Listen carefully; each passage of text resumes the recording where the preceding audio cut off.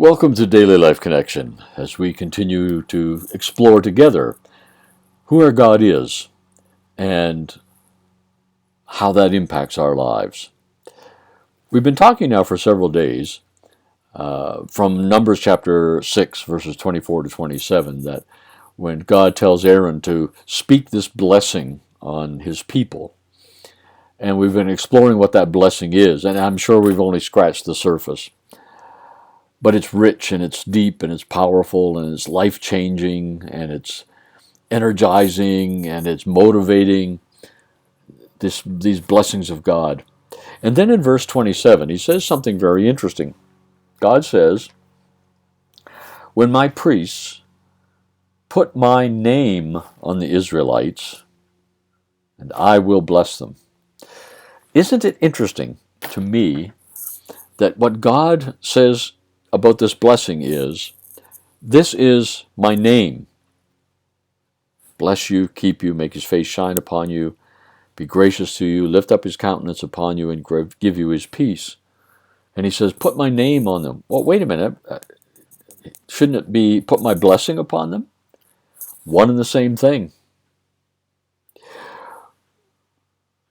Names reflect the character of who the person is. We know that, don't we? I mean, I could throw out some names to you, and immediately you would have an understanding. For example, I'll just say Mahatma Gandhi. Oh yes, passionate about the liberation of India, becoming independent, committed to nonviolence. Or how about Hitler? Wow. Not much that is good associated with that name, is there? So I just give that as an illustration. God says when you hear his name, Yahweh, Jehovah, God, whatever name we use for him, when you hear that, I want you to associate these things, verses 24 to 26, blessing, grace, light, approval, peace, delight, connection to you. I want you to associate that with my name. He was very jealous about his name, that people would know him. I mean, when you read through the Gospels, so often Jesus said, you thought you knew my Father, but you didn't. Now let me make him known to you. Isn't that interesting? In John chapter 17, Jesus' great high priestly prayer, what does he say? He says, Father, I have made your name known, and I will make it known. Your name. So that you see, what a tragedy it is today. So many people, when you speak of God, their association is negative. They see him as stern, or maybe even bullying. They see him as a God who's severe, a God who's always stern and demanding, a God who, it's not God. It's not Jesus' Father, that's for sure. God told Aaron right at the beginning, this is so powerful for us today, so challenging. As my priests, as my representatives, Aaron was a priest, he was a representative. God said, as my representatives, I want you to speak of me in a way that when people associate my name, they associate it with these blessings. Shalom, grace, mercy, compassion, goodness, joy, delight, well-being. In some ways, I think that's our greatest challenge in evangelism, is because often when we speak the name of God, it isn't good news to people.